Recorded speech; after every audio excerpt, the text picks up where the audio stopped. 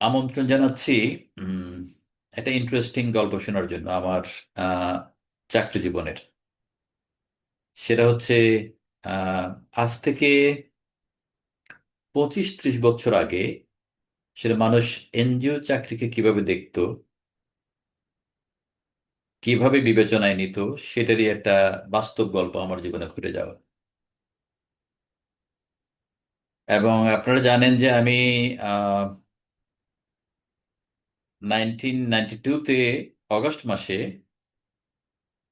আমি ব্র্যাকে জয়েন করি, ব্র্যাকের এডুকেশন প্রোগ্রামে জয়েন করি। এবং কিশোরগঞ্জে জয়েন করে আমি চলে যাই টাঙ্গাইলে। সেখানে প্রায় আহ 1-1.5 বছর সম্ভবত কাজ করে আমি একদিন ছুটিতে আসব আমার পরশুরামের বাড়িতে। তো তখন বাসে করে টাঙ্গাইল থেকে ঢাকায়, ঢাকায় থেকে ফেনী, ফেনী থেকে ট্রেনে করে পরশুরাম যাওয়া যেত।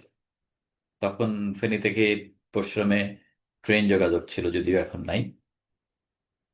তো ইতিমধ্যে একটু বলে রাখি, আমি পরশুরাম পাইলট হাই স্কুলে পড়াশোনা করতাম। তখন আমাদের এক স্যার ছিলেন, কাজী আহমেদ করিম। আমরা করিম স্যার বলতাম ওনাকে। তো উনি আহ, যদিও শিক্ষকতা ছেড়ে মাঝপথে আইন পেশায় নিয়োজিত ছিলেন। উনি ফেনীতে প্র্যাকটিস করতেন এবং ফেনী থেকে ট্রেনে করে উনি মুন্সিরহাটে ওনার বাড়িতে আসতেন।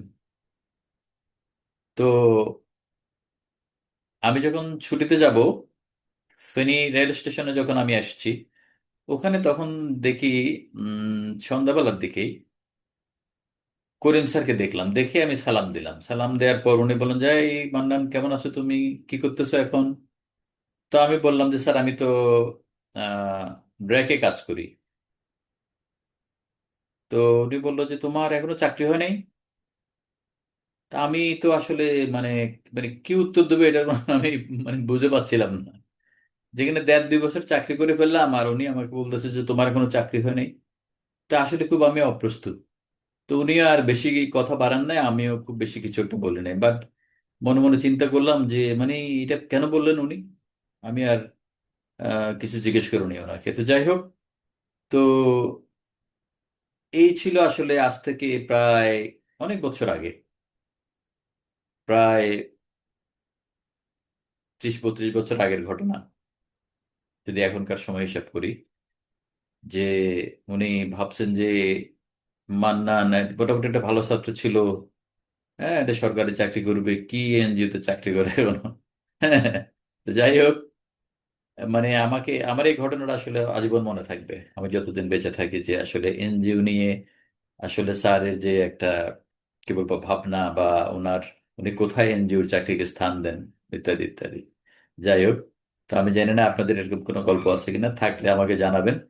আমি আমার ওই ডেসক্রিপশন বক্সে ইমেল আইডি, হোয়াটসঅ্যাপ দেয়া আছে, আপনারা যোগাযোগ করতে পারেন। ভালো থাকবেন। ধন্যবাদ।